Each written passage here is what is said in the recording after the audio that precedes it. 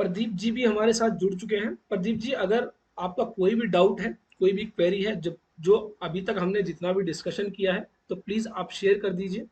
और अगर मेरी वॉइस आपके लिए ऑडिबल है, क्लियर है, तो प्लीज़ कंफर्म कर दीजिए। Good evening sir.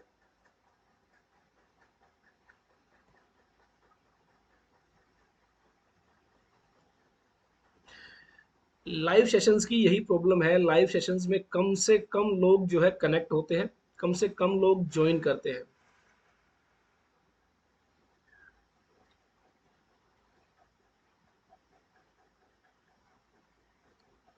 तो चलिए तब तक एक बार हम जितना भी हमने अभी तक जो डिस्कशन किया है उसको एक बार रिवाइज कर लेते हैं। और बेसिकली मैं थ्योरेटिकल पार्ट पर जो डिस्कशन नहीं करूंगा, प्रैक्टिकल पार्ट को ही डिस्कस करते हैं, जो हमने डिस्कशन किया सेक्शन 4 को लेकर।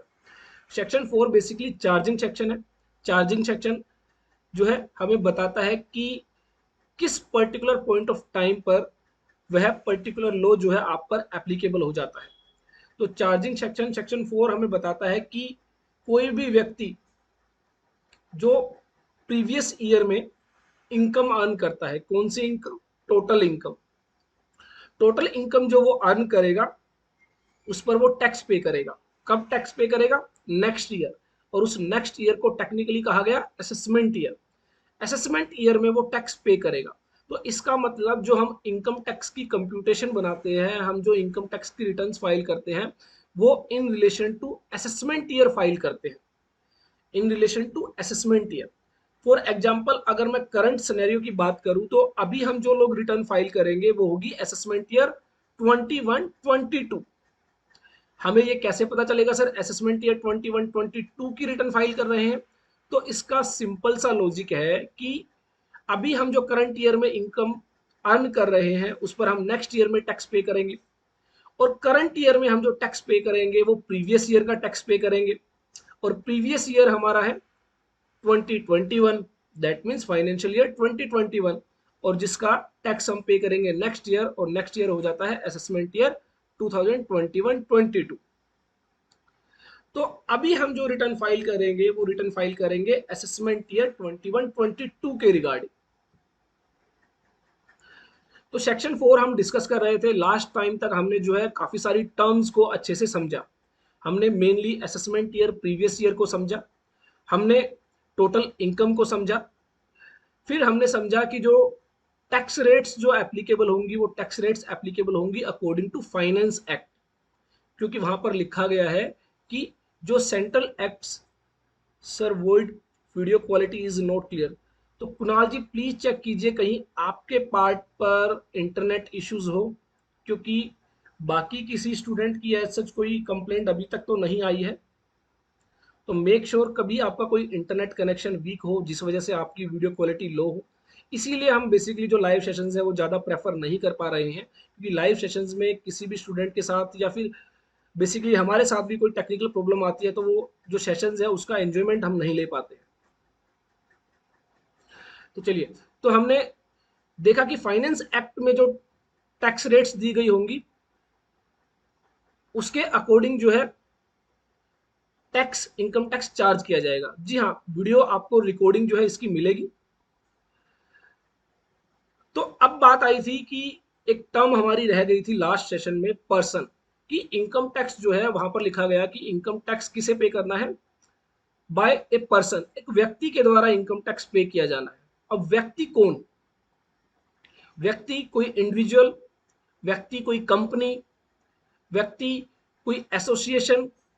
तो ऐसे में मैंने आपको बताया कि जब आप लॉ को पढ़ना स्टार्ट करते हैं, लॉ को इंटरप्रेट करना स्टार्ट करते हैं, तो आप देखेंगे बहुत सारी इंफॉर्मेशन जो होती है वो आपकी उस एक्ट के अंदर ही जो है डिफाइन होती है। तो ऐसे में हमारे लिए यहाँ पर समझना जरूरी हो जाता है कि वो पर्सन कौन है जिस पर इनकम टैक्स एप्लीकेबल होगा। तो यहाँ पर मैं एक बार स्क्रीन शेयर कर लेता हूँ।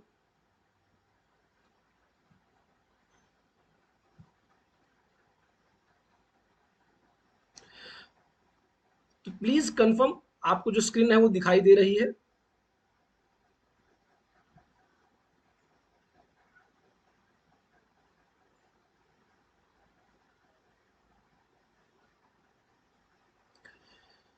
तो यहाँ पर सेक्शन 4 में कहा गया कि इनकम टैक्स चार्ज किया जाएगा in respect to total income of every person, जितने भी व्यक्ति होंगे सब अपनी इनकम पर टैक्स पे करेंगे।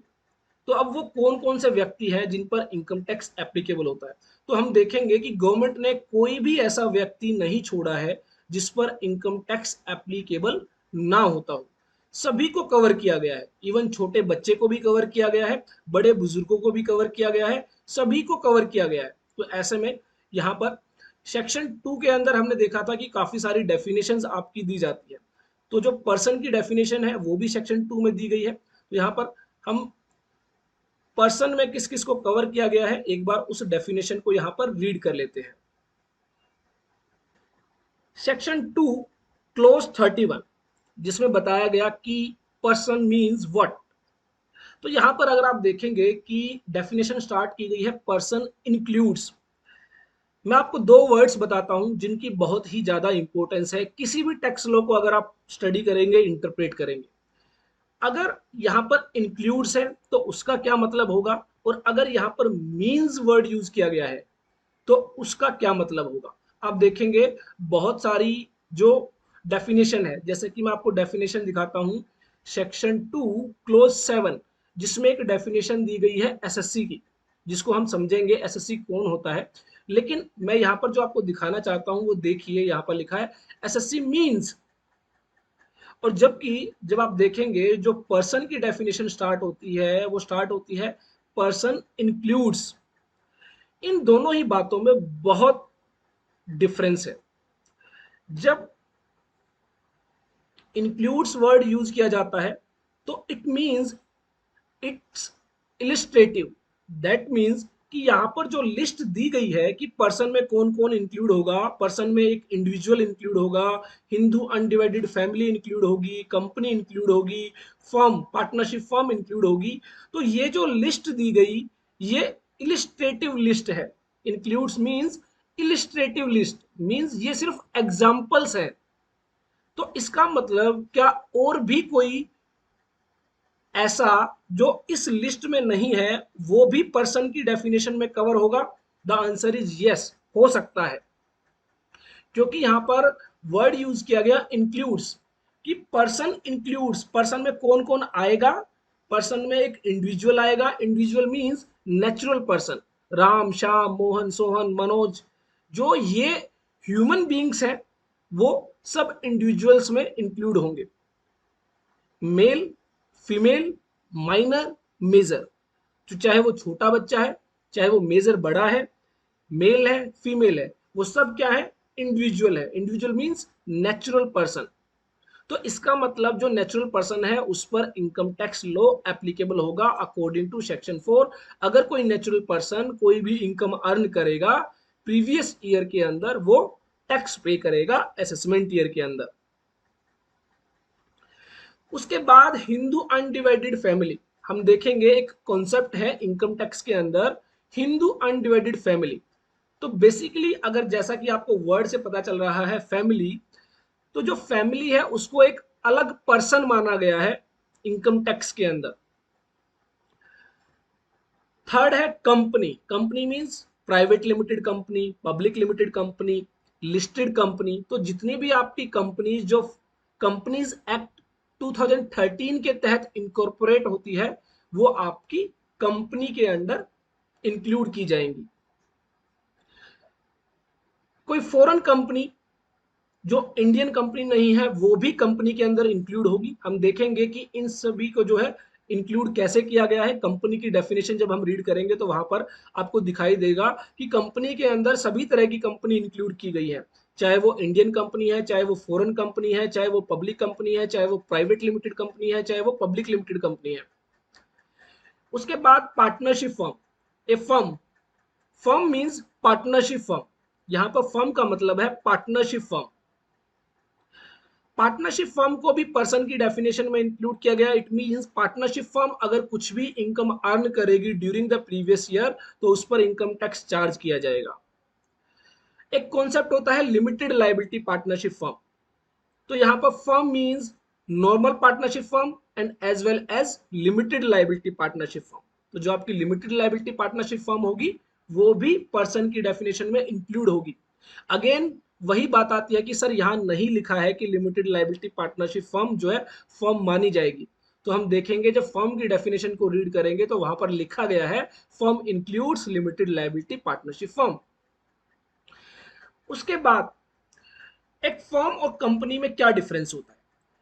जो पार्टनरशिप फर्म जो रजिस्टर होती है वो रजिस्टर होती है पार्टनरशिप एक्ट के तहत, जबकि कंपनी जो रजिस्टर होती है वो रजिस्टर होती है कंपनीज एक्ट 1956 या फिर कंपनीज एक्ट 2013 के अकॉर्डिंग।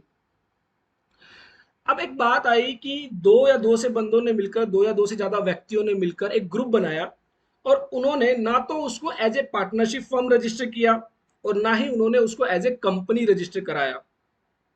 मान लीजिए मैं हूं और मेरे साथ दो व्यक्तियों ने मिलकर, हम तीन व्यक्तियों ने मिलकर ना ही तो कोई पार्टनरशिप फर्म बनाई ना ही कोई कंपनी बनाई, लेकिन हम एज ए ग्रुप जो है इनकम अर्न कर रहे हैं। तो ऐसे में हमें क्या कहा जाएगा? तो हमें कहा जाएगा या तो एसोसिएशन ऑफ पर्सन या फिर बॉडी ऑफ इंडिविजुअल। तो means A group of person who are neither a partnership firm nor a company, so in that situation it will be an association of person or a body of individuals। बहुत बार देखा होगा आपने कि कुछ लोग joint ventures कर लेते हैं कि आप और मैं दोनों मिल जाते हैं और एक किसी पर्टिकुलर असाइनमेंट पर काम करते हैं। तो अगर मान लीजिए हम उस असाइनमेंट पर काम कर रहे हैं और हमने कोई इनकम अर्न की है, लेकिन हम दोनों ने ना तो अपने आप को एज ए फर्म रजिस्टर कराया है ना ही एज ए कंपनी रजिस्टर कराया है, तो हमें काउंट किया जाएगा या तो एसोसिएशन ऑफ पर्सन या फिर बॉडी ऑफ इंडिविजुअल्स। अब बात आई कि सर एसोसिएशन ऑफ पर्सन और बॉडी ऑफ इंडिविजुअल्स में क्या डिफरेंस है? एसोसिएशन ऑफ पर्सन और बॉडी ऑफ इंडिविजुअल्स में क्या डिफरेंस है? देखिए, अगर आप वर्डिंग्स पर जाएंगे, अगर आप एक्ट को स्टडी करना शुरू कर रहे हैं तो आप वर्डिंग्स को स्टडी करना शुरू कीजिए। यहां पर लिखा है एसोसिएशन ऑफ पर्संस और सेकंड वर्ड में लिखा गया है बॉडी ऑफ इंडिविजुअल्स। तो अगर मैं पहले बात करूं बॉडी ऑफ इंडिविजुअल्स की, तो ये जो ग्रुप होगा इसमें हमेशा ये जो ग्रुप होगा हमेशा इंडिविजुअल्स का ग्रुप होगा। राम, श्याम, मोहन, सोहन, सीता, गीता, इनका ग्रुप होगा। दैट मीन्स इंडिविजुअल्स का ही ग्रुप होगा तो वो बॉडी ऑफ इंडिविजुअल कहलाएगा। और अगर मान लीजिए इंडिविजुअल के अलावा और कोई भी इंक्लूड है उस ग्रुप के अंदर तो वो एसोसिएशन ऑफ पर्संस कहलाएगा। एक एग्जांपल के जरिए समझने की कोशिश करते हैं। मान लीजिए मैं मनोज गुप्ता हूं और एक दीपक जी है, हम दोनों ने मिलकर एक ग्रुप बनाया और ना तो एज ए पार्टनरशिप फर्म उसको रजिस्टर कराया ना ही एज ए कंपनी उसको रजिस्टर कराया, तो हम कहलाएंगे बॉडी ऑफ इंडिविजुअल्स, क्योंकि हम दोनों क्या है, इंडिविजुअल है, नेचुरल पर्सन है। लेकिन अगर मान लीजिए एक पार्टनरशिप फर्म है, एबीसी पार्टनरशिप फर्म, और मैं मनोज गुप्ता, हम दोनों के बीच एक ग्रुप बनता है और उस ग्रुप में इनकम अर्न होती है, तो हमें कहा जाएगा एसोसिएशंस ऑफ पर्संस। क्यों? क्योंकि यहां पर मैं तो इंडिविजुअल हूं, नेचुरल पर्सन हूं, लेकिन सामने जो है वो एक पार्टनरशिप फर्म है, वो इंडिविजुअल नहीं है, तो ऐसे में वो क्या कहलाएगी, एसोसिएशन ऑफ पर्संस। तो इन चीजों को भी क्या माना गया है, इनकम टैक्स के अंदर पर्सन माना गया है, व्यक्ति माना गया है और इस पर भी इनकम टैक्स लगाया गया है। ये जो ग्रुप्स होते हैं अगर ये भी कोई इनकम अर्न करेंगे तो ये क्या करेंगे, इनकम टैक्स पे करेंगे। आपने सोसाइटीज का नाम सुना होगा, ट्रस्ट का नाम सुना होगा। तो ये बेसिकली जो ट्रस्ट होती है, ये सोसाइटीज जो होती हैं, ये एसोसिएशन ऑफ पर्संस और बॉडी ऑफ इंडिविजुअल्स की कैटेगरी में फॉल करती है। बहुत सारी कोऑपरेटिव सोसाइटीज आपने देखी होंगी, बहुत सारी एनजीओज आपने देखे होंगे, जो चैरिटेबल जो ऑर्गेनाइजेशंस होती हैं, ट्रस्ट होते हैं, तो वो क्या होते हैं, ना तो वो इंडिविजुअल होते हैं, ना ही वो एचयूएफ होती है, ना ही वो फर्म्स होती हैं, ना ही वो कंपनी होती है, वो होती है एसोसिएशन ऑफ पर्संस या फिर बॉडी ऑफ इंडिविजुअल्स। उसके बाद हमारा जो, सर कैन ए स्कूल और hospital can be registered as sir अगर स्कूल और हॉस्पिटल्स अपने आप को एज ए कंपनी रजिस्टर कराते हैं अंडर कंपनीज एक्ट 2013, तो वो कंपनीज कहलाएंगी। कंपनीज में भी आपने देखा होगा, अगर आपको ज्यादा अच्छी नॉलेज है, तो एक सेक्शन 8 कंपनीज होती है जिसके अंदर बेसिकली जो नॉन प्रॉफिट ऑर्गेनाइजेशंस होती हैं वो अपने आप को सेक्शन 8 कंपनी के तहत रजिस्टर्ड कराती हैं। तो वो उन पर जो है एज ए कंपनीज ही सभी प्रोविजंस एप्लीकेबल होंगे। लेकिन अगर आप अपने आप को एक कंपनी की तहत रजिस्टर नहीं कराते हैं, जो स्कूल है या हॉस्पिटल्स हैं उन्होंने अपने आप को एज ए कंपनी रजिस्टर नहीं कराया है, तो वो ऐसे में एसोसिएशन ऑफ पर्संस या फिर बॉडी ऑफ इंडिविजुअल्स कहलाएंगी और अकॉर्डिंगली उन पर इनकम टैक्स प्रोविजंस एप्लीकेबल होंगे। तो स्कूल और हॉस्पिटल्स के केस में याद रखें, आजकल तो बहुत सारी केसेस में जो हॉस्पिटल्स हैं वो अपने आप को एज ए कंपनीज रजिस्टर करा लेते हैं। लेकिन अगर आपने अपने आप को एज ए कंपनीज रजिस्टर नहीं कराया है, ना ही आप पार्टनरशिप फर्म है, तो ऐसे में ध्यान रखें आप एसोसिएशन ऑफ पर्संस या बॉडी ऑफ इंडिविजुअल्स की डेफिनेशन में फॉल करेंगे। उसके बाद जो नेक्स्ट पर्सन आता है,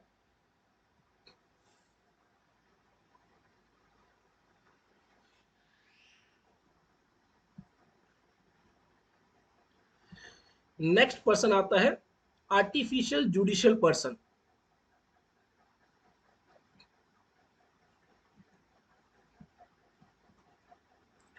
तो आई होप आपको अगेन जो है स्क्रीन पीडीएफ फाइल जो है दिखाई दे रही होगी, जो नोट्स है वो आपको दिखाई दे रहे होंगे। तो नेक्स्ट हमारा आता है लोकल अथॉरिटी और आर्टिफिशियल जुडिशियल पर्सन। जो लोकल अथॉरिटीज होती है, बेसिकली आपने म्यूनिसिपल कमेटीज जो है सुना होगा, आपके एरियाज में जो वर्क भी करती है, काम भी करती है, तो वो लोकल अथॉरिटीज कहलाती है। और आर्टिफिशियल जुडिशियल पर्सन जो होता है, बेसिकली आपने स्कूल, कॉलेजेस, यूनिवर्सिटीज को देखा होगा, इंस्टीट्यूट्स है, जैसे अगर मैं बात करूं हमारे इंस्टीट्यूट्स की, ICAI, institute of chartered accountant of India, तो वो क्या है, एक आर्टिफिशियल जुडिशियल पर्सन है। जो भी व्यक्ति ना तो इंडिविजुअल में कवर होता है, ना ही एचयूएफ में कवर होता है, ना ही कंपनी में कवर होता है, ना ही फर्म में कवर होता है, ना ही एओपी है, बीओआई है, तो वो क्या है, आर्टिफिशियल जुडिशियल पर्सन है। तो आर्टिफिशियल जुडिशियल पर्सन में जितने भी आपके इंस्टीट्यूट्स हैं, जितने भी आपके यूनिवर्सिटीज हैं, कॉलेजेस हैं, वो सब क्या है, आर्टिफिशियल जुडिशियल पर्सन है, not falling with in any of the preceding सब क्लोज। तो जो प्रीसीडिंग सब क्लोज में फॉल नहीं करते हैं वो आपके क्या कहलाएंगे, आर्टिफिशियल जुडिशियल पर्सन। तो आप देखोगे तो आई थिंक पर्सन की डेफिनेशन में सभी को इंक्लूड कर लिया गया है, किसी को भी एक्सक्लूड नहीं किया गया है। और इवन इसके बाद भी ये जो डेफिनेशन है ये इंक्लूसिव डेफिनेशन है, इलस्ट्रेटिव डेफिनेशन है। दैट मींस इसके बाद भी अगर कोई रह जाता है तो उसको भी पर्सन की डेफिनेशन में कवर किया जा सकता है। क्योंकि आप देखोगे यहां पर वर्ड्स लिखे गए हैं, every artificial judicial person not falling with in any of the preceding सब क्लोज। तो पिछले सब क्लोज में जो फॉल नहीं कर पाए वो आपके लास्ट सब क्लोज में फॉल करेंगे, जो कि है आर्टिफिशियल जुडिशियल पर्सन। तो for the purpose of this clause, an association of person or body of individual or local authority or an artificial judicial person shall be deemed to be a person whether or not such person or body or artificial judicial person was formed or established or incorporated with the object of driving income, profit or gains. It means यहाँ पर basically कहा गया है, please confirm जी। चलिए, तो basically last एक explanation दी गई है। तो हमने देखा था कुछ इंपॉर्टेंट एस्पेक्ट्स थे जिसको मैंने आपको कहा था जब हम सेक्शंस को रीड करेंगे वहां पर उन एस्पेक्ट्स को हम डिस्कस करेंगे डिटेल में। तो वहां पर एक एस्पेक्ट था कि एक्सप्लेनेशंस क्या होती है। तो बेसिकली आप देखेंगे बहुत सारे सेक्शंस में एक्सप्लेनेशन वर्ड्स का यूज किया जाएगा। एक्सप्लेनेशन होती है बेसिकली किसी बात को क्लियर करने के लिए, किसी बात को समझाने के लिए। सेक्शन के अंदर कोई बात कही गई और गवर्नमेंट चाहती है, इनकम टैक्स कानून चाहता है कि इस बात को और ज्यादा अच्छे तरीके से समझा दिया जाए ताकि कल को इसको लेकर कोई डाउट ना रहे। तो क्या किया जाता है, उस सेक्शन के अंदर एक्सप्लेनेशन इंसर्ट कर दी जाती है। तो एक्सप्लेनेशन का मतलब है कि यहाँ पर अगर आप देखोगे कि सेक्शन 2 क्लोज 31 में जो बात कही गई है उस बात को और ज्यादा क्लियरिटी देने के लिए और ज्यादा अच्छे से समझाने के लिए एक एक्सप्लेनेशन इंसर्ट की गई है। और वो एक्सप्लेनेशन क्या है, यहाँ पर हमने देखा कि association of person, body of individual, local authority, artificial judicial person, ये जितने भी व्यक्ति हैं आप देखेंगे ये या तो ट्रस्ट होती हैं, सोसाइटीज होती हैं, या कोई एनजीओज होती हैं। तो जनरली ये लोग क्या कहते हैं, ये लोग कहते हैं कि हम जो काम कर रहे हैं वो प्रॉफिट अर्न करने के लिए नहीं कर रहे हैं, हम सोशल वेलफेयर के लिए ये काम कर रहे हैं और इसके लिए हमें डोनेशन मिलता है या हमें कहीं और से कोई पैसा मिलता है तो वो हमारी इनकम ना माना जाए। तो इसलिए यहाँ पर क्लियर कर दिया गया कि अगर कोई एसोसिएशन ऑफ पर्सन, अगर कोई बॉडी ऑफ इंडिविजुअल, अगर कोई लोकल अथॉरिटी, अगर कोई आर्टिफिशियल जुडिशियल पर्सन ये कहता है कि वो जो है प्रॉफिट या गेन अर्न करने के लिए इनकॉर्पोरेट नहीं की गई है, एस्टैब्लिश नहीं की गई है, फॉर्म नहीं की गई है, तो वो मान्य नहीं होगा।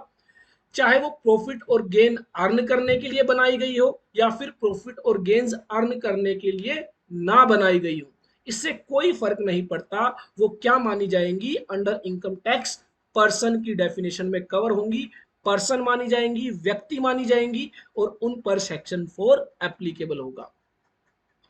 तो आई होप अगर मैं डेफिनेशन की बात करूं तो जितना अभी तक हमने रीड किया आपको अच्छे से क्लियर होगा। उसके अलावा मैंने बहुत राइट अप पार्ट जो है आपको नीचे की तरफ दिया है जिसमें मैंने बताया है कि इंडिविजुअल्स कौन होते हैं।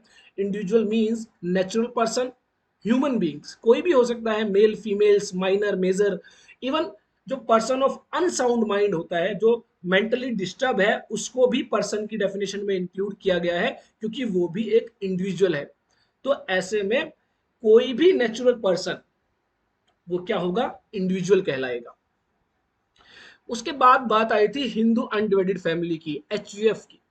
तो देखिए ये जो कॉन्सेप्ट है आपको प्रैक्टिकली बहुत कम देखने को मिलेगा और मे भी कुछ आने वाले सालों में जो गवर्नमेंट है इस कॉन्सेप्ट को खत्म कर दे।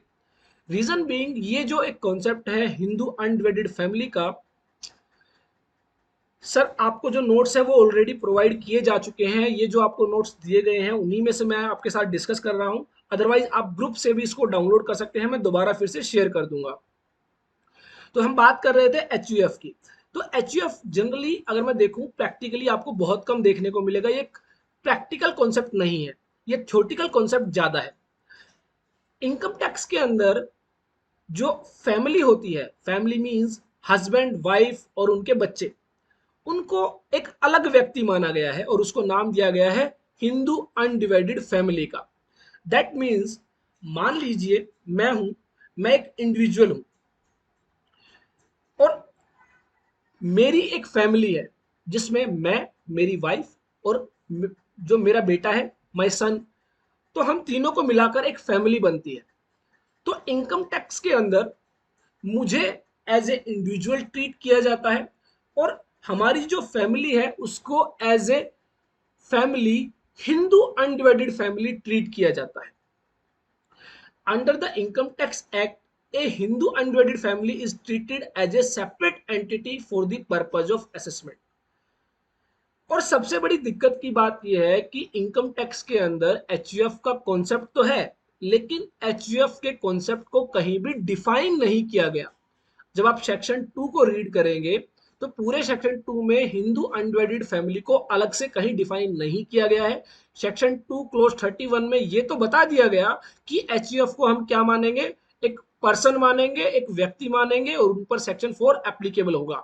लेकिन एचयूएफ होती कौन है, कैसे इनकॉर्पोरेट होती है, ये पूरे इनकम टैक्स एक्ट में कहीं भी नहीं बताया गया है। It is included in the definition of the person under section 2 clause 31। The levy of income tax is on every person, therefore income tax is also payable by a HUF। तो that means जब ये family as a family कुछ earn करेगी तो उस पर जो tax होगा वो सेक्शन 4 के अकॉर्डिंग चार्ज किया जाएगा। Hindu undivided family has not been defined under the Income Tax Act 1961। ये कहीं पर भी इनकम टैक्स एक्ट के अंदर डिफाइन नहीं किया गया है। बेसिकली ये जो कॉन्सेप्ट लाया गया ये हिंदू लॉ से लाया गया। जो हिंदू लॉ है जिसमें एक फैमिली होती है, उस फैमिली के अंदर एक कर्ता होता है, जो सीनियर मोस्ट जो मेल मेंबर होता है उसको कर्ता कहा जाता है। जैसे आपने देखा होगा आपके घर में, किसी के भी घर में जो दादाजी होते हैं उनको जो है घर का मुखिया माना जाता है। जो ग्रैंडफादर होते हैं उनको जो है मुखिया माना जाता है, और उन्हीं से ही सब सलाह मशवरा करके काम किया जाता है। तो जो सीनियर मोस्ट मेंबर होता है उसको कर्ता कहा जाता है एचयूएफ के अंदर, और बाकी जो सब मेंबर्स होते हैं उनको को पार्टनर्स कहा जाता है। बाकी जो मेंबर्स होते हैं उनको को पार्टनर्स कहा जाता है। और इसमें सबसे बड़ी बात यह होती है कि जैसे ही कोई बच्चा, जैसे ही सन या डॉटर बर्थ लेता है तो वो बाय बर्थ ही एचयूएफ का पार्ट बन जाता है। फॉर एग्जाम्पल, जैसे पार्टनरशिप फर्म है या कंपनीज है, उनमें कोई भी पार्टनर है या कोई भी मेंबर है वो रिजाइन करता है या उसको अपॉइंट किया जाता है, लेकिन एचयूएफ के अंदर ऐसा कुछ भी नहीं है। जो भी सन या डॉटर जो भी बर्थ लेता है वो ऑटोमेटिकली जो है उस एचयूएफ का, हिंदू अनडिवाइडेड फैमिली का मेंबर बन जाता है। Some members of HUF are called co-partners. They are related to each other and to the head of the family. HUF may contain many members, but members within 4 degrees include the head of the family, Karta, are called co-partners. तो basically इसमें कहा गया कि जो 4 पीढ़ी होती है उन तक जो है एचयूएफ को इंक्लूड किया जाता है। A HUF co-partner includes those person who acquire an interest in joint family property by birth. तो जैसा कि मैंने बताया, जैसे ही वो बर्थ लेता है वो उस फैमिली का पार्ट बन जाता है। सन 2005 से पहले जो डॉटर्स होती थी उनको एचयूएफ का पार्ट नहीं माना जाता था, और एचयूएफ का पार्ट नहीं माना जाता था इस वजह से उस एचयूएफ के अंदर जो भी एसेट्स होती थी, जो भी प्रॉपर्टीज होती थी, उन पर डॉटर्स का कोई भी राइट नहीं होता था। लेकिन 2005 के बाद डॉटर्स को भी जो है एचयूएफ का पार्ट माना गया, उनको भी जो है को पार्टनर्स माना गया, और ऐसे में जो एचयूएफ की जो एसेट्स है, जो प्रॉपर्टीज हैं, उन पर डॉटर्स का भी जो है राइट एस्टैब्लिश कर दिया गया। A daughter of co-partner by birth shall become a co-partner in her own right in the same manner as the son. Being a co-partner, she can claim partition of assets of the family. The rights of a daughter in property are equal to that of a son. Other female members of the family, for example, wife or daughter-in-law of a co-partner, are mere member of the HUF and are not eligible for such co-partnery rights. तो HUF की अगर मैं बात करूं, आप लोगों ने अगर देखा हो बहुत सारी जगह पर, बहुत सारी जगह पर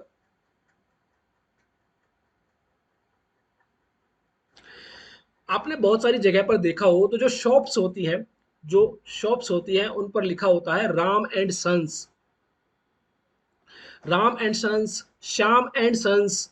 ऐसा कुछ अगर आपने देखा हो, नोटिस किया हो, जो पुराने बिजनेसेस हैं, जो ओल्ड बिजनेसेस की अगर मैं बात करूं, वहां पर जनरली ये सब देखने को मिलता था। आज की डेट में आपको नए बिजनेसेस के अंदर ये देखने को नहीं मिलता है।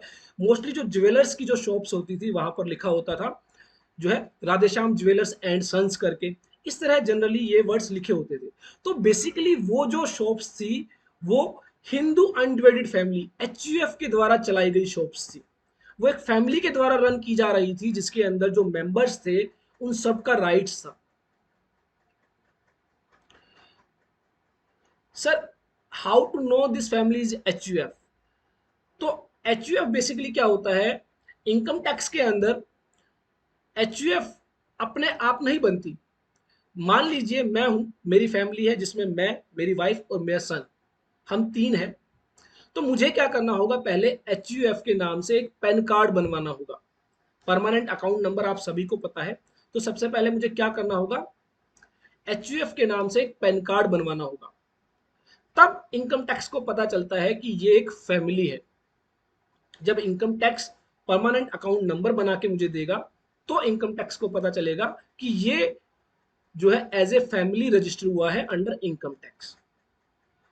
जिस तरह आप पार्टनरशिप डीड देखते हैं, पार्टनरशिप डीड के बेसिस पर आप क्या बनाते हैं, पार्टनरशिप फॉर्म बनाते हैं, और पार्टनरशिप डीड के बेसिस पर आप क्या बनाते हैं, परमानेंट अकाउंट नंबर बनाते हैं। सेम वे में एचयूएफ हिंदू अनवेडेड फैमिली डीड बनाई जाती है और उस डीड के बेस पर आपका परमानेंट अकाउंट नंबर बनाया जाता है। और वो जो डीड होती है उस डीड के अंदर बताया जाता है कि इस फैमिली में कौन कौन मेंबर्स हैं, उसमें कर्ता कौन है, को पार्टनर कौन है। एक सैंपल फॉर्मेट उस डीड का मैं आपके साथ शेयर करूंगा, जिसको आप इजीली 100 रुपए 50 रुपए के स्टैम्प पेपर पर जो है आप नोटराइज कराते हैं और उसके बेसिस पर आप परमानेंट अकाउंट नंबर अप्लाई कर सकते हैं फॉर एचयूएफ।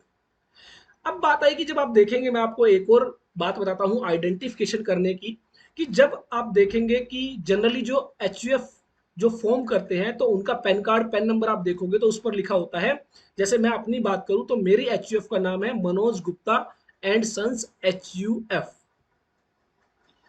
तो जनरली पैन कार्ड बनवाने के जो उसमें जो नेम होता है वो दो तरीके से होता है, या तो मनोज गुप्ता एचयूएफ या Manoj Gupta and sons HUF. तो आप किसी भी व्यक्ति की, मान लीजिए कोई आपके पास आता है और वो कहता है कि उसे इनकम टैक्स रिटर्न फाइल करानी है, तो जनरली नॉर्मली तो वो एक इंडिविजुअल होगा, लेकिन बहुत बार वो एक एचयूएफ भी फॉर्म करता है और उस एचयूएफ की भी अलग आपसे रिटर्न फाइल कराता है। तो उसके पैन कार्ड से आपको पता चल जाएगा कि वो एक इंडिविजुअल है या फिर एक एचयूएफ। तो एचयूएफ एक अलग कॉन्सेप्ट रखा गया है इनकम टैक्स के अंदर। हालांकि बहुत प्लानिंग भी होती है एचयूएफ के कॉन्सेप्ट से, जिसको भी मैं अपने आगे आने वाले सेशंस में आपके साथ डिस्कस करूंगा। एचयूएफ को लेकर हम एक डिटेल सेशंस कर सकते हैं, जिसमें मैं आपको बताऊंगा लोगों ने किस तरह इनकम टैक्स प्लानिंग की है एचयूएफ फॉर्म कर। तो एचयूएफ मेरा यहाँ पर आपको बेसिकली समझाने का मतलब ये है कि इनकम टैक्स आपको दो तरह से देखता है, एक आपको एज ए इंडिविजुअल देखता है और एक आपको as a family as a whole देखता है, जिसको एचयूएफ कहा जाता है। और अगर वो एचयूएफ कुछ अर्न कर रही है, उस इनकम पर सेक्शन 4 के अकॉर्डिंग टैक्स देना होगा। आपने बहुत बार देखा होगा फैमिली बिजनेस बोला जाता है, फैमिली बिजनेस बोला जाता है। तो फैमिली बिजनेस में जो इनकम अर्न होती है वो एचयूएफ की इनकम होती है। जब एज ए फैमिली एक बिजनेस रन किया जाता है तो वो एचयूएफ की इनकम होती है, और वो भी क्या है, एक व्यक्ति है इनकम टैक्स एक्ट के तहत, तो उसको भी क्या करना होगा, इनकम टैक्स पे करना होगा। तो अब एक बात का और ध्यान रखना है, आपको ये भी कंफर्म करना होगा कि इंडिविजुअल कैपेसिटी में जो इनकम अर्न होगी उस पर इंडिविजुअल टैक्स पे करेगा, और एचयूएफ की कैपेसिटी में जो फैमिली अर्न करेगी इनकम उस पर एचयूएफ टैक्स पे करेगी।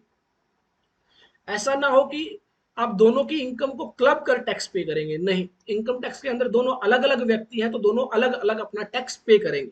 दैट मीन्स अगर मैं एक प्रोफेशनल हूं और मैंने अपनी प्रोफेशनल कैपेसिटी में कोई इनकम अर्न की है तो उस पर मैं एज ए इंडिविजुअल टैक्स पे करूंगा। और जहां मेरी बात आती है फैमिली की, और मेरी फैमिली हम सब मिलकर कोई बिजनेस रन कर रहे हैं और उस पर कोई इनकम आ रही है, तो उस पर कौन टैक्स पे करेगी, एचयूएफ टैक्स पे करेगी। तो मेरी दो अलग इनकम टैक्स फाइल्स होंगी और दोनों को अलग अलग जो है रन किया जाएगा। तो आई होप आपको यहां तक क्लियर है एचयूएफ के रिगार्डिंग। एचयूएफ को लेकर हम ज्यादा बातें नहीं कर सकते क्योंकि कॉन्सेप्ट थोड़ा सा थ्योरेटिकल है, प्रैक्टिकल आपको कम देखने को मिलेगा, लेकिन फिर भी हम अपने सेशंस में डिस्कस करेंगे किस तरह आप जो है एचयूएफ का टैक्सेशन करेंगे। तो आई होप एचयूएफ आपको समझ में आया होगा। उसके बाद हम बात करते हैं कंपनी की। तो company means an Indian company. तो अगेन यहां पर एक और चीज आप नोटिस करेंगे, सेक्शन 2 क्लोज 17 में बताया गया है कंपनी की डेफिनेशन क्या है, और कंपनी की डेफिनेशन स्टार्ट होती है मींस वर्ड से। दैट मींस ये जो डेफिनेशन है ये एग्जॉस्टिव डेफिनेशन है, ये कंप्लीट डेफिनेशन है। इस डेफिनेशन के अंदर जो लिस्ट दी गई है उसके बाहर कोई भी इंक्लूड नहीं होगा। इसमें जो लिस्ट दी गई है सिर्फ वही व्यक्ति कंपनी माने जाएंगे, उनके अलावा कोई और व्यक्ति कंपनी नहीं माना जाएगा। तो company means any Indian company. तो इंडियन कंपनी क्या है, कंपनी है, और कंपनी है तो वो पर्सन की डेफिनेशन में इंक्लूड है, और पर्सन की डेफिनेशन में इंक्लूड है तो वो सेक्शन 4 के तहत चार्जेबल टू टैक्स है। अब इंडियन कंपनी कौन सी है, इंडियन कंपनी वो कंपनीज हैं जो कंपनीज एक्ट 2013 के अकॉर्डिंग रजिस्टर है। इंडिया के अंदर एक कानून है कंपनीज एक्ट 2013, जिसके तहत जितनी भी आपकी कंपनीज होती हैं, private limited, limited, public listed, वो सभी उसी कानून के तहत रजिस्टर होती हैं, इनकॉर्पोरेट होती हैं। तो वो कंपनी जो कंपनीज एक्ट 2013 के अकॉर्डिंगली रजिस्टर है, वो क्या कहलाएंगी? इंडियन कंपनी कहलाएंगी। कंपनीज एक्ट 2013 से पहले एक और एक्ट था, कंपनीज एक्ट 1956, 1956। तो अगर कोई कंपनी कंपनीज एक्ट 1956 के तहत रजिस्टर है, तो वो भी क्या मानी जाएगी? इंडियन कंपनी मानी जाएगी। उसके बाद बताया गया any body corporate incorporated by or under the laws of a country outside India.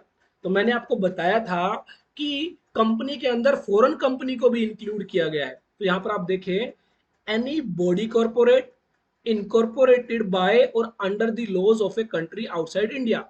कोई बॉडी कॉर्पोरेट जो रजिस्टर हुई है, जो इनकॉर्पोरेट हुई है किसी कानून के तहत, और वो कानून क्या है? किसी दूसरी कंट्री का, किसी दूसरे देश का कानून है जिसके तहत वो रजिस्टर हुई है। तो दैट मीन्स एक फॉरेन कंपनी भी क्या मानी जाएगी? कंपनी मानी जाएगी, और उस पर सेक्शन 4 के अकॉर्डिंग टैक्स एप्लीकेबल होगा। उसके अलावा यहां पर दो और लिस्ट दी गई है। एनी इंस्टीट्यूशन, एसोसिएशन और body which is or was accessible or was assessed as a company for any assessment year under the Indian Income Tax Act 1922, or which is or was accessible or was assessed under this act as a company for any assessment year commencing on or before the first day of April 1970। एक बार समझने में समझ में नहीं आएगा, फिर से read करना पड़ेगा, बहुत जल्दी समझ में आएगा। मैंने आपको बताया था जब हमने लॉन्ग टाइटल डिस्कस किया था सेक्शन 1 के अंदर, सर यहां पर एक क्वेरी है, please explain difference 1956 and 2013। Sir कोई डिफरेंस नहीं है, सर कोई डिफरेंस नहीं है। डिफरेंस क्या है मैं आपको बताता हूं कि जो आपके लॉज होते हैं, जो कानून होते हैं, वो बहुत बार बदल दिए जाते हैं। मींस आप देखेंगे हमने कानून का नाम रखा इनकम टैक्स एक्ट 1961। तो क्या 1961 से पहले इंडिया के अंदर कोई इनकम टैक्स एक्ट नहीं था? क्या इंडिया के अंदर उससे पहले इनकम टैक्स चार्ज नहीं किया जाता था? किया जाता था। उससे पहले जो इनकम टैक्स एक्ट था उसका नाम था इंडियन इनकम टैक्स एक्ट 1922। तो बेसिकली क्या होता है, एक टाइम के बाद जब बहुत सारे चेंजेस होते हैं, तो प्रीवियस लॉ को अबोलिश कर दिया जाता है, खत्म कर दिया जाता है, और उसकी जगह एक नया लॉ ले आया जाता है। तो इनकम टैक्स एक्ट 1922 को डिलीट किया गया, खत्म किया गया, और एक नया कानून लाया गया इनकम टैक्स एक्ट 1961। उसी तरह कंपनीज के ऊपर पहले कंपनीज एक्ट 1956 एप्लीकेबल होता था। 1956 मींस वो कानून 1956 में बना था। अब आप सोचिए कोई कानून 1956 में बना है और वो आज तक एप्लीकेबल हो रहा है, तो ऐसे में समय के साथ जो बदलाव हुए हैं, उस बदलाव के साथ क्या वो कानून ठहर पाएगा? क्या वो कानून आज की डेट में रेगुलराइज कर पाएगा? The answer is no. तो इसलिए क्या किया गया, कंपनीज एक्ट 1956 को डिसकंटिन्यू किया गया और एक नया एक्ट लाया गया, नया कानून लाया गया, कंपनीज एक्ट 2013। तो मेरा मतलब यहां पर था कि कोई कंपनी चाहे पुराने कानून में रजिस्टर हुई हो, चाहे नए कानून में रजिस्टर हुई हो, वो कंपनी कहलाएगी। तो आई होप आपको 1956 और 2013 का डिफरेंस समझ में आया होगा कि कोई कानून पहले 1956 के अकॉर्डिंग चल रहा था, तो 1956 में बना था, और 2013 में उसको रिप्लेस कर दिया गया by new act, companies act 2013। तो गुलशन जी, आई होप आपका ये डाउट अगर क्लियर है तो मैं आगे एक्सप्लेन करूं आपको। Please confirm.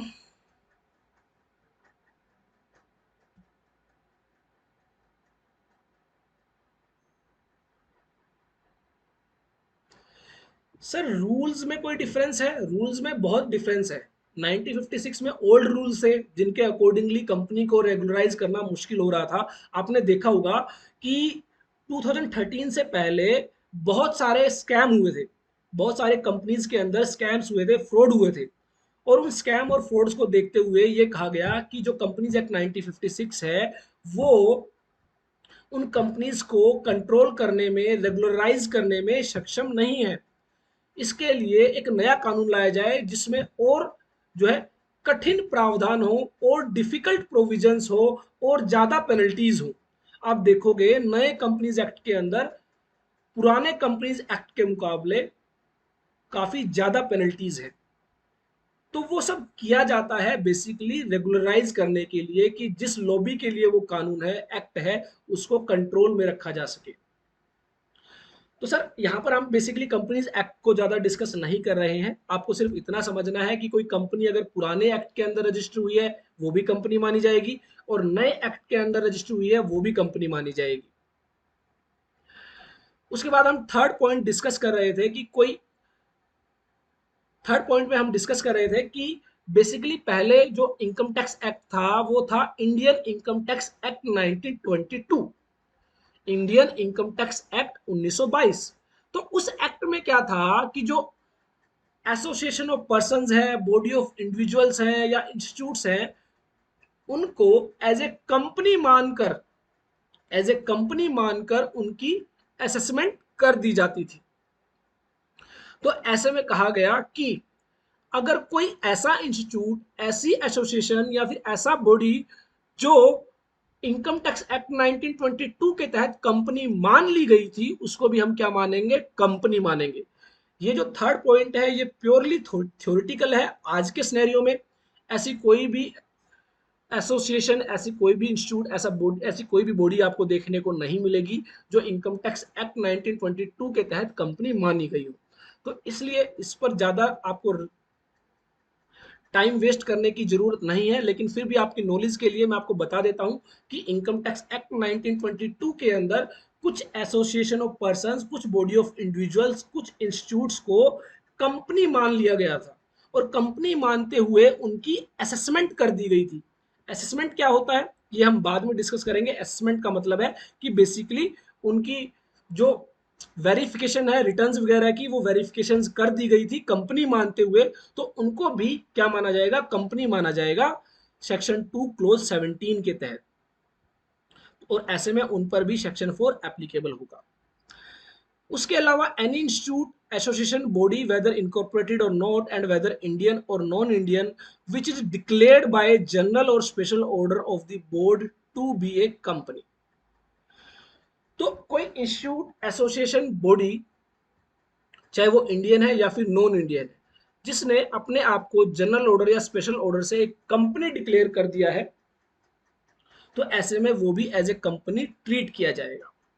तो बेसिकली आपको ध्यान रखना है, कंपनी का मतलब यहाँ पर आपको ये दो पॉइंट्स याद रखने हैं। इंडियन कंपनी वो भी कंपनी मानी जाएगी, और फॉरेन कंपनी वो भी कंपनी मानी जाएगी, और दोनों पर ही सेक्शन 4 के अकॉर्डिंगली इनकम टैक्स चार्ज किया जाएगा।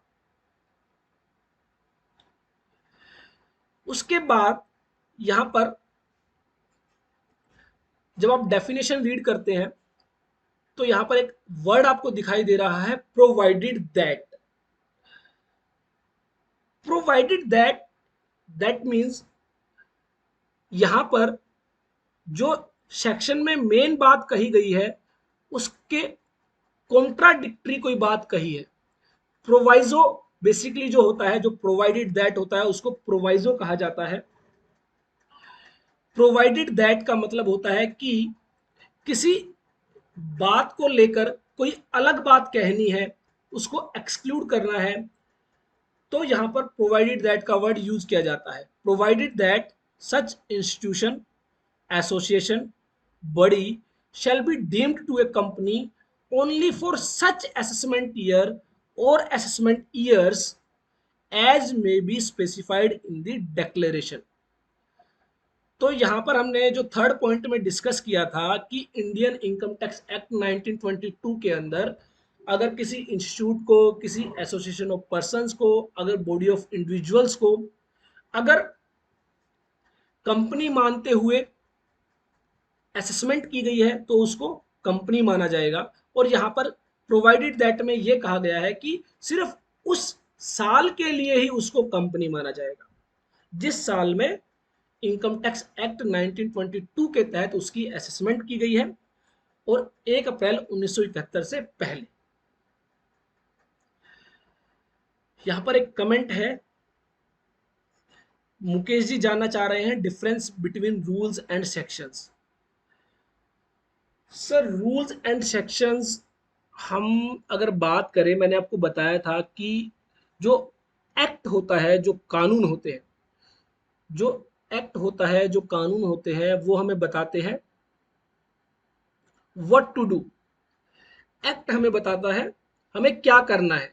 मैंने आपको बताया था, एग्जाम्पल भी दिया था कि हमें रिटर्न फाइल करनी है, तो एक्ट हमें सिर्फ इतना बताता है कि रिटर्न फाइल करनी है। तो एक्ट में ये कैसे बताया जाता है, ये सेक्शंस के जरिए बताया जाता है। एक सेक्शन है सेक्शन 139, जिसमें बताया गया है कि आपको इनकम टैक्स रिटर्न फाइल करनी है। तो दैट मीन जो सेक्शन होता है वो एक्ट का पार्ट होता है। एक्ट के अंदर अगर कोई बात कही जानी है वो सेक्शंस में कही जाती है। मैंने आपको बताया था कॉन्स्टिट्यूशन ऑफ इंडिया, जो भारतीय संविधान है, भारत का संविधान है, उसमें कोई बात अगर कही जानी है वो in the form of articles कही जाती है। जबकि एक्ट के अंदर, कानून के अंदर अगर कोई बात कही जानी है वो in the form of sections कही जाती है। तो सेक्शन जो है वो एक्ट का पार्ट है और एक्ट हमें बताते हैं व्हाट टू डू, क्या करना है। उसके बाद बात आती है रूल्स की। रूल्स हमें बताते हैं कैसे करना है, हाउ टू डू। एक्ट ने हमें ये तो बता दिया सेक्शन 139 के अकॉर्डिंग कि आपको इनकम टैक्स रिटर्न फाइल करनी है, लेकिन पूरे एक्ट को अगर आप स्टडी करोगे, पूरे एक्ट में ये कहीं नहीं बताया गया है वो रिटर्न फाइल कैसे करनी है, उसके लिए कौन सा income tax return form file करना है। वो हमें बताते हैं रूल्स। रूल्स में बताया गया है कि आपको ITR 1 से लेकर ITR 7 तक के फॉर्म्स प्रोवाइड किए गए हैं। आपको क्या करना है, आपको देखना है आपके ऊपर कौन सा फॉर्म एप्लीकेबल होता है और वो फॉर्म आपको फाइल करना है। तो ये डिफरेंस है रूल्स और सेक्शंस में।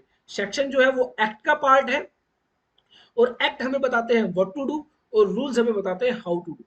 और दूसरी बात, रूल्स हमेशा एक्ट के नीचे होते हैं। दैट मीन्स एक्ट हमेशा रूल्स के ऊपर होता है। एक्ट में अगर कोई बात कही गई है तो वो पहले मानी जाएगी और रूल्स में अगर कोई बात कही गई है तो वो एक्ट के बाद मानी जाएगी।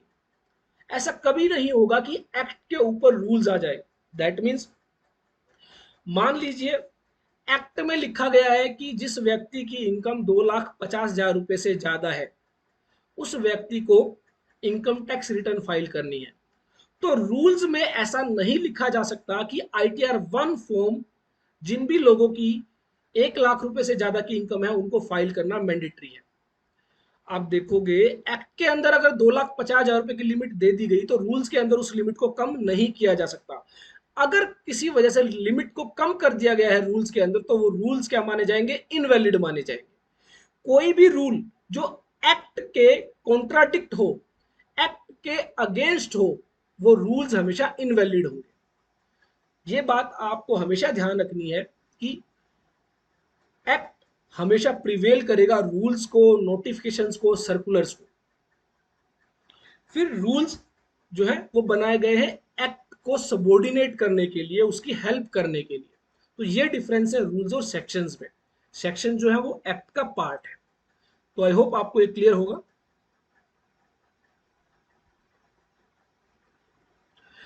तो अगेन हम जो डेफिनेशन रीड कर रहे थे, हम डेफिनेशन रीड कर रहे थे कंपनीज की, और उसमें मैंने आपको बताया कि कंपनीज की डेफिनेशन में बेसिकली जो हमारे लिए इंपॉर्टेंट है वो है इंडियन कंपनी और a body corporate which is incorporated outside India.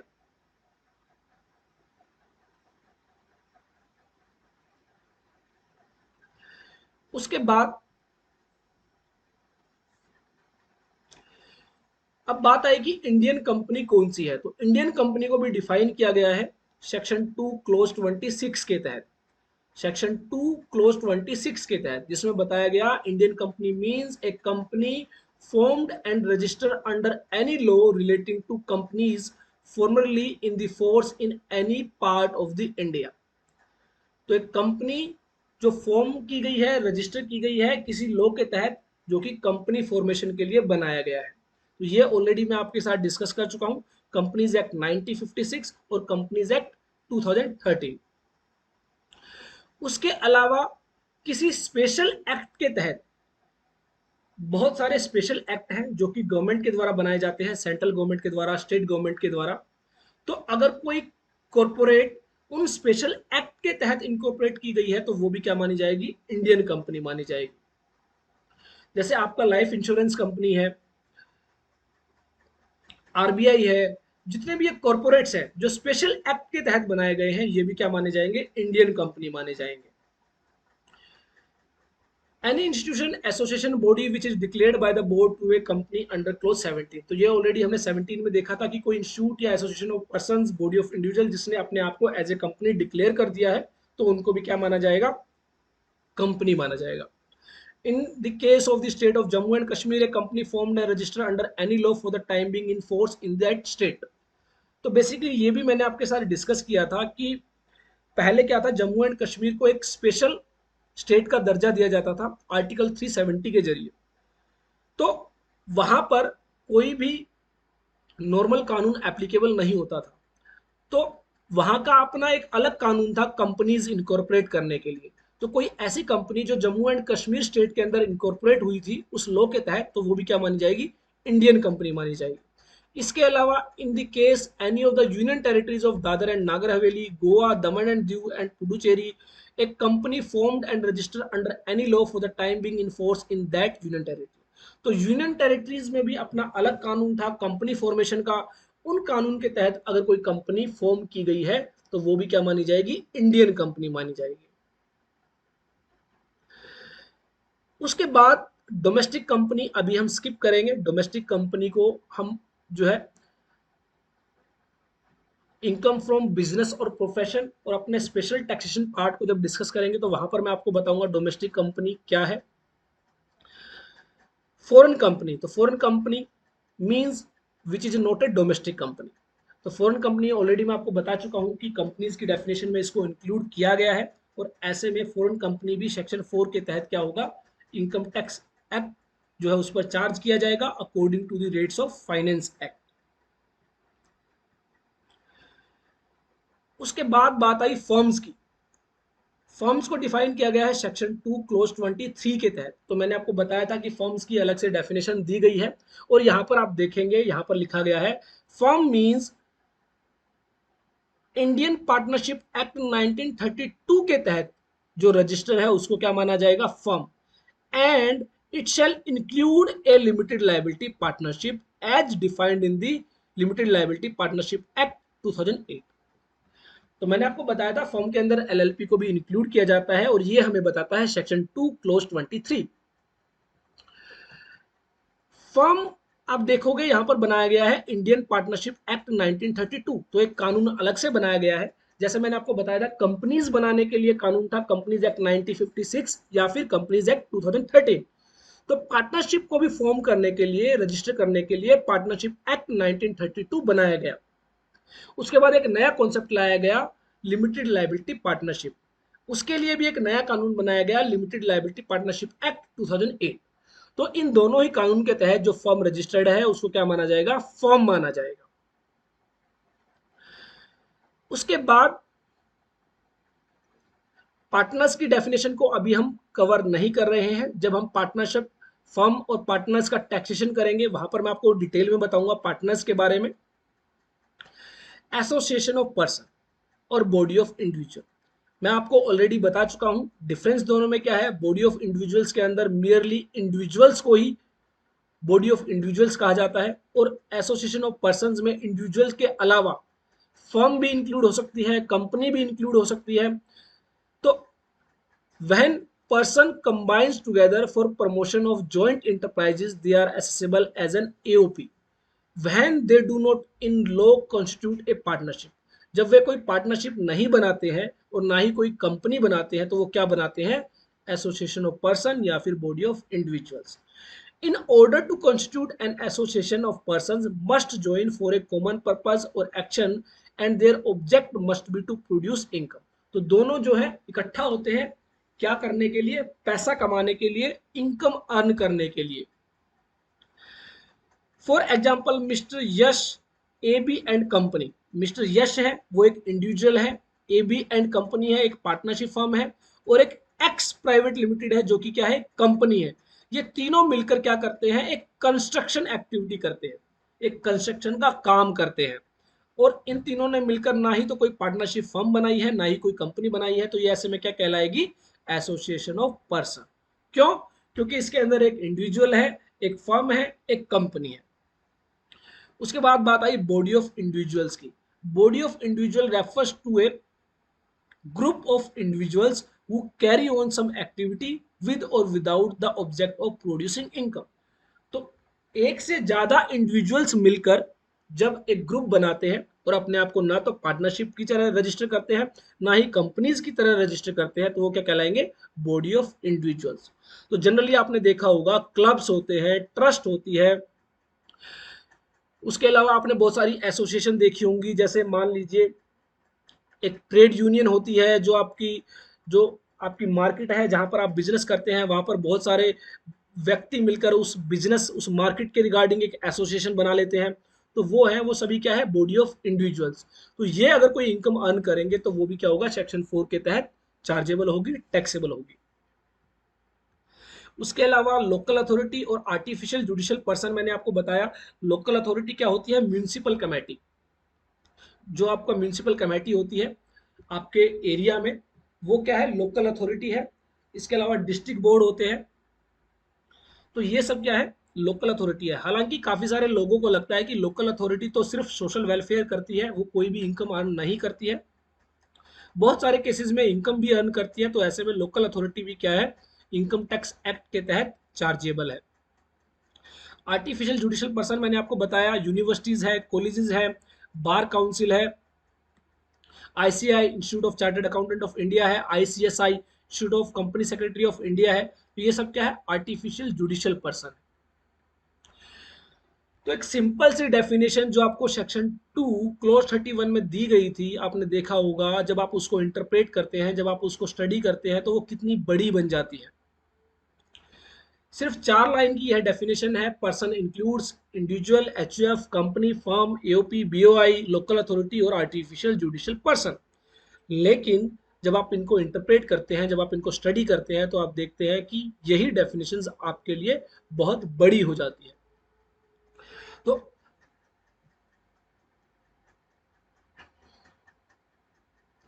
तो यहाँ पर मेरी तरफ से सेक्शन 2 क्लोज 31 की डेफिनेशन कंप्लीट है। अगर इसमें से आपको कुछ पूछना है, सर एओपी में भी रजिस्टर करवाना पड़ता है। सर एओपी क्या है, बेसिकली मैं आपको बताता हूँ। एओपी मैंने आपको बताया एसोसिएशन ऑफ पर्संस है। जब आप उसको पार्टनरशिप या कंपनीज में रजिस्टर नहीं कराते, उसके बाद आप उसको किसी भी तहत रजिस्टर कराओ, उससे कोई फर्क नहीं पड़ता। फॉर एग्जाम्पल सोसाइटीज होती हैं, आप उसको सोसाइटीज एक्ट के तहत रजिस्टर कराते हैं। ट्रस्ट होती है, उनको आप किसी ट्रस्ट के एक्ट के तहत रजिस्टर कराते हैं। तो आप उसको फिर कहीं भी रजिस्टर कराओ, अगर वो पार्टनरशिप फॉर्म नहीं है, अगर वो कंपनी नहीं है, तो वो क्या कहलाएंगी, एओपी और बीओआई कहलाएंगी।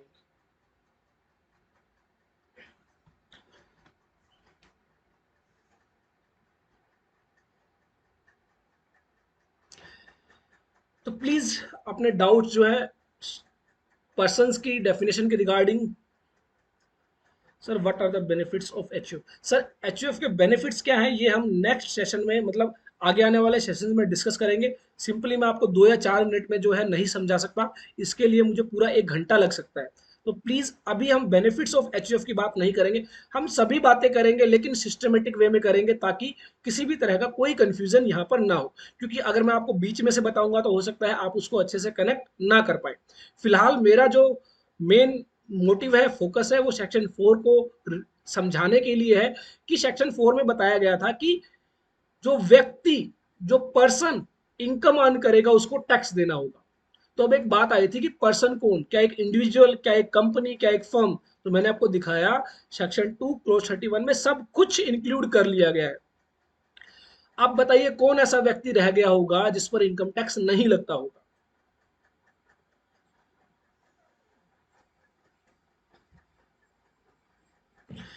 और प्लीज इन सभी डेफिनेशंस को, जो इंडिविजुअल, एचयूएफ, कंपनीज, एक बार जरूर रीड करें। इनको अभी हम और डिटेल में डिस्कस करेंगे अपने आने वाले सेशंस में, जब हम टैक्सेशन करेंगे ना कि इंडिविजुअल का टैक्सेशन कैसे होता है, कंपनीज का टैक्सेशन कैसे होता है, पार्टनरशिप फर्म्स का टैक्सेशन कैसे होता है, तो ये सभी बातें मैं आपको और ज्यादा डिटेल में वहां पर जो है डिस्कस करूंगा आपके साथ। तो इन सभी को एक बार जरूर रीड करें, समझने की कोशिश करें। समझ में नहीं आता है तो आगे हम डिस्कस करेंगे ही, लेकिन अगर आपको समझ में आता है तो बहुत अच्छी बात है, क्योंकि जब तक आप सेल्फ रीडिंग नहीं करेंगे तब तक आपको इंटरप्रेट करना नहीं आएगा। सर अगर इलेक्ट्रिसिटी बोर्ड ने अपने आप को एज ए कंपनी रजिस्टर कराया है तो उस पर कंपनीज एक्ट एप्लीकेबल होगा। आप देखेंगे मैंने आपको बताया था सेक्शन 8 जो कंपनीज होती है उनके तहत बेसिकली वही ऑर्गेनाइजेशंस, वही जो है इंटरप्राइजेज रजिस्टर होती है जिनका मोटिव प्रॉफिट अर्न करना नहीं होता है। तो इलेक्ट्रिसिटी बोर्ड भी आप देखेंगे जनरली सेक्शन 8 कंपनीज के तहत रजिस्टर होते हैं या फिर किसी स्पेशल एक्ट के तहत रजिस्टर होते हैं। Rohit ji thank you. Sir can a sole proprietor can be registered as a company later. Sir देखिए कंपनी इनकॉर्पोरेट करने के लिए कम से कम 2 व्यक्तियों का होना जरूरी होता है। 2 व्यक्ति मिलकर ही कंपनी बना सकते हैं।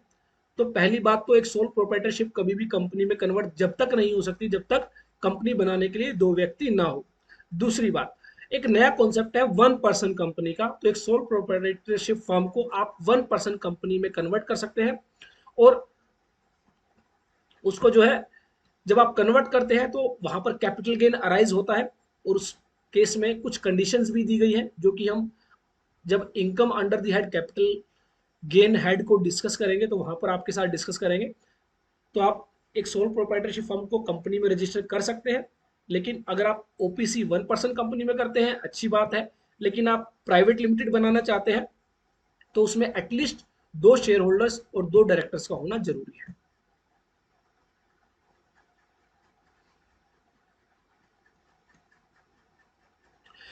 तो प्लीज जल्दी से जल्दी अपनी जो भी क्वेरीज है, कोई भी डाउट्स है, प्लीज शेयर कीजिए ताकि हम जो है कंक्लूड करें, क्योंकि लाइव सेशंस में ज़्यादा नहीं ले सकता, रीज़न बीइंग की टेक्निकलिटीज़ की वजह से बहुत कम लोग ज्वाइन करते हैं।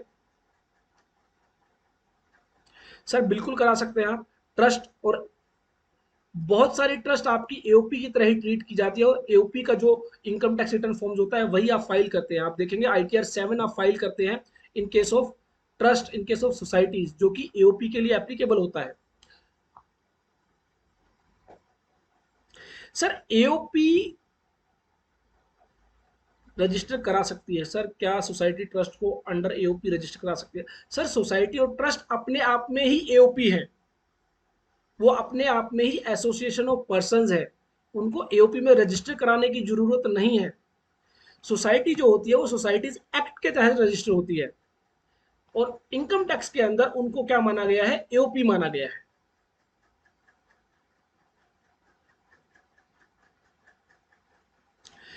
सर सारी बातें डिस्कस करेंगे, एओपी की स्लैब क्या है, एओपी के केस में इनकम कैसे ट्रीट कंप्यूट करते हैं, कैसे टैक्स लायबिलिटी कंप्यूट करते हैं, सभी जो है हम सिस्टमेटिकली वे में डिस्कस करेंगे।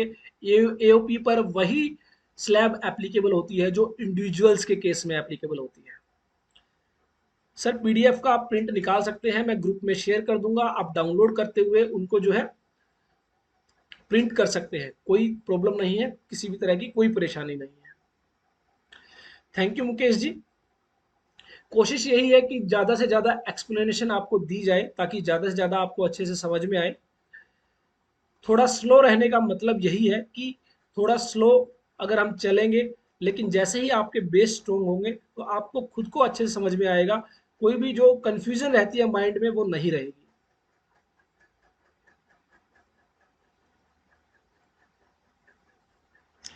तो आई होप सेक्शन 4 तो आपको अब अच्छे से क्लियर हो गया होगा कि सेक्शन 4 कहना क्या चाह रहा है।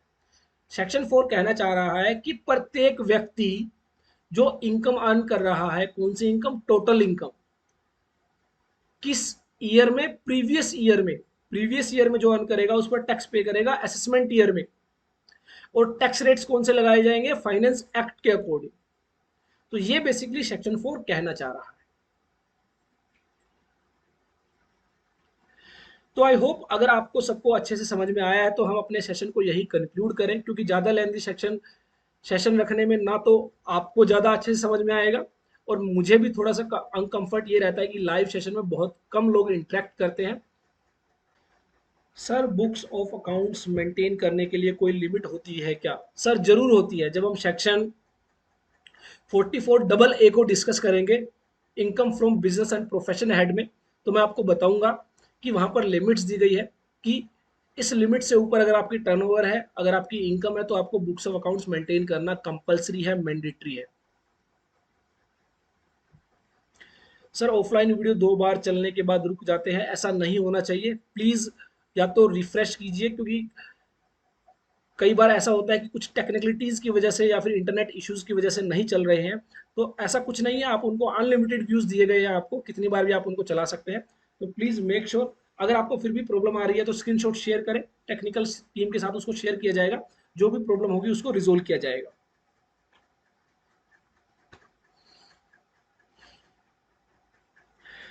तो चलिए सर एंड करते हैं इस सेशन को। प्लीज अगर आप पे कोई भी डाउट्स, कोई भी क्वेरीज नहीं है यहाँ तक,